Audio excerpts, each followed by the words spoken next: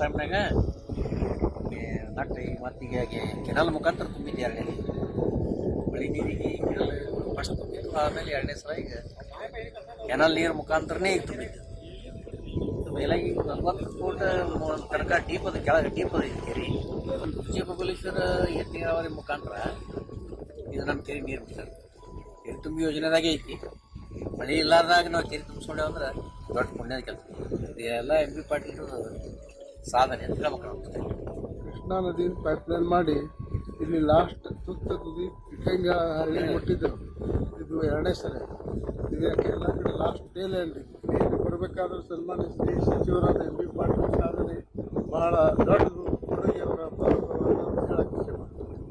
ಈ ಕೆರೆ ತುಂಬೋದ್ರಿಂದ ನಮ್ಮ ಇಟ್ಟಂಗಿಯಾಳ ಒಂದು ವರ್ಷ ಮಳೆ ಆಗಲಿಲ್ಲ ಅಂದರೂ ಏನು ಫರಕ್ ಆಗಿಲ್ಲ. ವಾಟರ್ ಲೆವೆಲ್, ಬೋರ್ ರಿಚಾರ್ಜ್ ಎಲ್ಲ ಇದಾಗ್ಬಿಡ್ತಾವೆ. ಇದೊಂದು ದೊಡ್ಡ ಸಾಧನೆ.